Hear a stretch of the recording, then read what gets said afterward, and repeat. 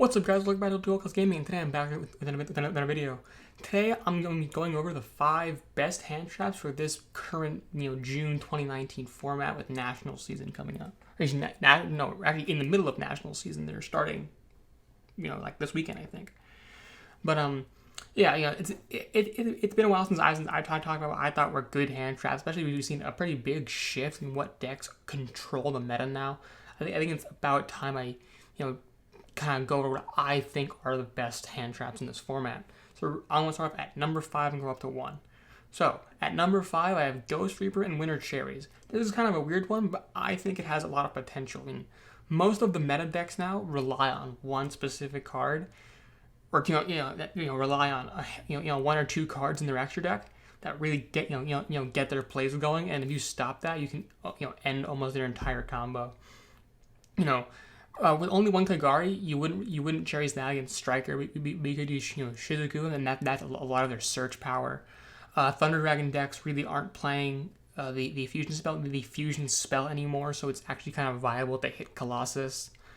Versus Orcus Galatea, that they can't access Crescendo or their field spell. That turns off the Crescendo negate, as well as they can't revive Dingirsu during your turn to get an extra pop.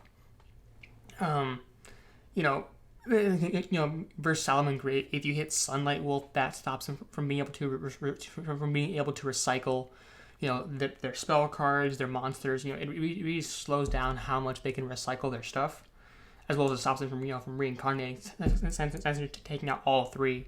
That's kind of the four corners of the meta. But even other rogue decks, if you want to play more than just those 4 targets, there's a whole bunch of other stuff you can hit. And I think it definitely has potential to be a very powerful hand trap if you can make space for it in your extra deck. At number 4, I have Ghost Ogre and Snow Rabbit. This card sees on and off play, but I feel like once again we're at a point now where it can be really powerful.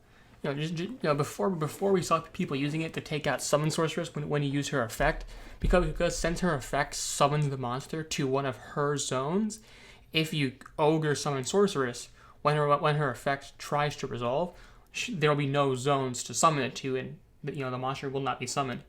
However, there are still similar scenarios like that which still work. Primarily the Guard Dragons. Those two. The Guard Dragons require you to summon the monster to a zone that 2 or more Link monsters point to. If you use Ghost Ogre on the Guard Dragon when they activate their effect, there's a good chance there will no longer, there will no longer be 2 Link arrows pointing to one zone, and thus they will not be able to summon out their dragon monster, whether that's Red MD or the level 4 Wyvern, or even if it's a Argapane and they try and summon Hot Red out of their deck or out of the extra deck. But I feel like this will be most powerful against Pisty, or the one that's LP, the one that summons out of the deck, because typically when they use LP is one of the arrows to the zone that they're trying to summon to. There's a couple more scenarios where this comes up. Obviously, you can use it against Rusty Bardic when they summon him, and sure, when if you use it against Rusty Bardic, they will still be able to set the Fog Blade, but they will not be able. But because there's no because he is not on the field anymore, when they bring back Dingirsu, they will no longer be able to get the pop from Rusty.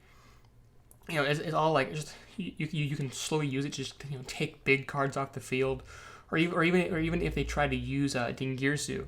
When they first summon Dingirsu not Dingirsu, Galatea. When they try and use Galatea to set the field spell, if you Ogre Galatea, sure, they'll still get the field spell, but they'll lose Galatea, which they typically use to link into Rusty, which can really slow down their plays if they don't have some kind of some kind of backup strategy. And then against Salamangrates, just using that against Balinks or Sunlight Wolf just gets the Link 2 off their field. If they summon Balinks and you Ogre it, sure they get the field spell, but they now don't have any monsters on the field, which would be harder for them to Link climb into Sunlight Wolf. At number 3, I have Infinite Impermanence. its effect negation, I think it's just incredibly good. Once again, still better than Effect Veiler in my opinion, because since it's not a monster card, it cannot be called by the grave, so it's much harder to stop. However, it has the downside where you can only play it from your hand when you have no cards on your own field, but that's sort of mitigated because of the hand trap, and you're mostly going to be using those during your opponent's first turn when you're going second. But either way, it's most importantly, it's effect negation, which is an incredibly powerful effect to have versus any meta deck. Being able to stop Galatea, Rusty, Kagari, anything, a guard dragon, that can really slow play down. And also, just that secondary effect where if you set it, it can then negate any spell trap cards in the same column as it if you activate it after it was set. That's that can be very potent against any pendulum decks since you can negate their scales. You can almost obviously good for Sky Striker. You can but potentially negate multi-roll, which will stop them from bringing back multiple cards during the end phase. Just a very powerful. Even using it to disable a floodgate such as anti-spell or skill drain if you can stall it long enough. Then number 2, I have Artifact Lancia. This card has gotten exponentially better with it, with the addition of Orcus into the meta.